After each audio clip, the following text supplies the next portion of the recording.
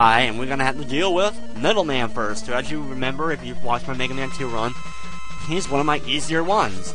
He, of course, throws the blades at you, but the blades seemingly move faster, and if they hit me, they do a lot more damage. He also likes to fire 4 of them at it sometimes, which is even more challenging to deal with. Still not too challenging. He's one of the easier ones still. But I just thought, I add the fact that, he does fire them a lot faster and can fire up to like 4 of them randomly at a time. And you can see just how much damage, they do more damage and such. But, come on, die, guy. There we go. I guess we decided to lengthen the game by adding these. The game actually is as long as like Mega Man 4 and such, because Mega Man 4 added, instead of just adding Wily stage, you had a whole nother set of stages you had to deal with.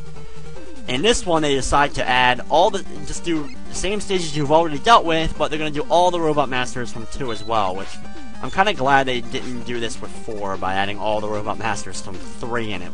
That would have just been even more difficult to have to deal with. But, it's just one of those things in games. And, it's probably one of the other reasons why I didn't like this one as much, just because I hate dealing with some of them and having to fight 2 bosses per level, which used to get pretty annoying, especially if you didn't have energy tanks or didn't stock up on them. It was a real pain to have to deal with that. Here's more of that trash things that we saw earlier when we did Sparkman stage the first time around. Jump over the trash piles and work my way over, slow down as it goes on. And here we go, here's the final boss of Sparkman stage, and then we'll be moving on. It's Quick Man, who of course is a lot quicker than he was in Mega Man 2. He of course still has the Quick Man boomerangs, but he's not as dumb as he used to be. He doesn't run into walls. I guess they improved the artificial intelligence of Quick Man when they added it to this guy's arsenal. His boomerangs are much harder to dodge. He jumps around a lot faster. He doesn't run into the walls, so you can blast in a whole bunch of extra shots. Pretty much the same strategy, though, applies. You don't want to get hit by him. If you're going to get hit, you want to get hit by the actual boomerangs that he fires out. So take a hit by them if in case he's running towards you or such. But as you can see, with his added speed and the added damage abilities, it's actually a much tougher battle than it was even in Mega Man 2. One more hit, and there, he's taken care of, and we have 2 of 8 taken care of. Also, unfortunately, we don't get all the abilities either, which would have been kind of cool, actually. Okay, here we go with Needleman. Or, well, Needleman stage, at least. See who we have to actually deal with. Cool thing is, though, they did kind of change up the stages a little bit, so even though you're doing Needleman stage again, as you can see, instead of being light out, it's now, at night. So at least they did change up some of the stuff, but since it's still essentially the same stage, a little bit annoying that you have to deal with it. But like I said, it's kind of a cool concept, but in another way, since they're harder, you don't really want it either. I think after everyone defeated the Robot Masters, they just kind of want to move on to Wily and get Wily done with. You're like, come on. I just took out all those guys, and now, in the previous 2, once I took them all out, I went right to Wily. And now I gotta deal with a whole bunch of other guys. I think it would have annoyed people. I know it annoyed me when I first got to this point. Use my rush coil in order to make it up this ladder here. There we go. Work my way up even more as I'm going to pull out the rush jet here. There we go. Run over here and grab this energy tank real quick. And here we go. We have our first of 2 bosses from from Needleman stage. Already did Sparkman. Now we're on Needleman. Okay, here we go. First of the Robot Masters from 2. We have Airman, who, in case you remember, I had a pretty easy time with because I have a pretty good strategy against Airman.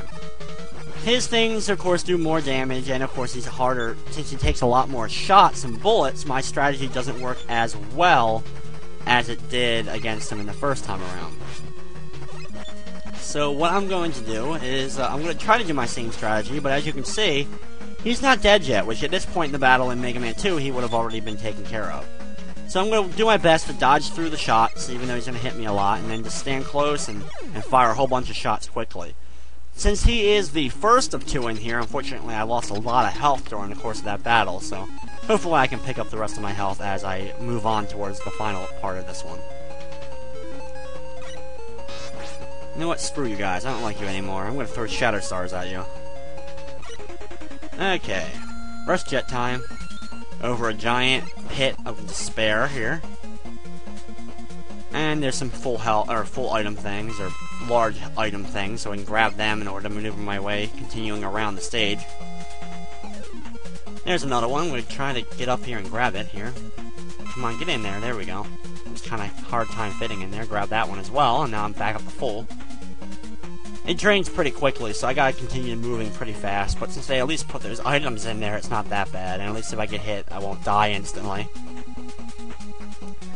I could officially grab that one by doing a slide and all, but here's another one real quick, even though I really don't need it since I'm at the end. Switch out of the rush jet and jump up the ladder. There's another one of these things here. I'll pull out the rush jet just to fill my item back up, and I'll use it real quick to get up this thing. Of course, I could use the rush coil if I wanted to. Oh, here's our springy guys that we saw earlier, and Snake, you know, we had to deal with them before, and Snake Man stage in particular. Okay, we have a giant mini-boss, which is a weird giant Matul that drops other Matuls out of it. For whatever reason, I guess they decided to make the level even longer by throwing out in one of these mini-bosses that kind of similar to the giant cat with the yarn balls that we dealt with in Top Man stage. So very similar to that, actually, but... Okay, come on, guy. Firing at him when I can, shooting, jumping and shooting, kill the Matuls. Watch out for the giant balls he shoots out of his mouth. There we go. Walk, walk, walk. Continue to walk. There's some Matuls that now have helicopters on their head. So they just keep changing up the dynamic that you have to deal with them.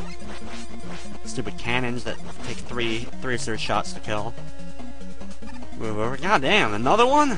This is one of the longest stages in Mega Man history, it feels like. Jump up and shoot when I can and dodge the balls. Exactly the exact same thing we did before. That one took a lot less though, thankfully. Here's another one of those random needle monsters. Good thing is I have full health, at least currently, as I'm going into the battle, so that's the good thing. That's one of the good things. Work my way over. And here we go with Crash Man. Or Clash Man, or whatever you like to call him, depending upon if you play the Game Boy version or the NES version, or whatever. He actually is still one of the easier ones in terms of being able to figure out his pattern, because he's still completely reliant, just about, on your shots.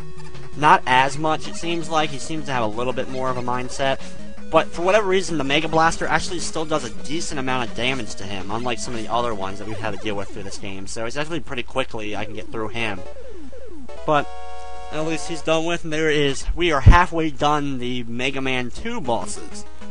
Yeah, and we remember, and think about it, we still have Wily's Castle to go, so you can see the length of the games really increased with Mega Man 3, because at this point, in Mega Man 1, we were actually wrapping up the game, I think, at this point.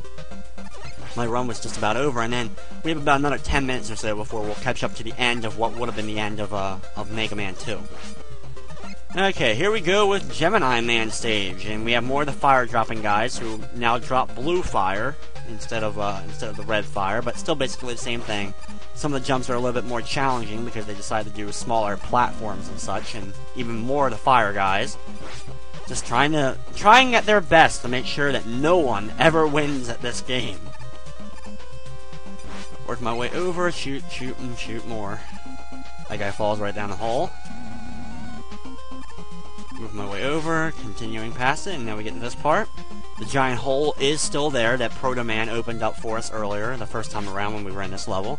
But we still have to deal with more of these random blue, pods that are filled with random blue enemies. That the only thing good still is they do drop random items, including, extra lives and full health and such. So, that's about the only thing good about them.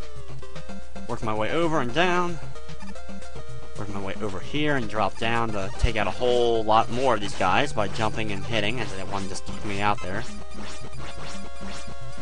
Keep firing and jumping and trying to get through this area as easily as possible. God damn you.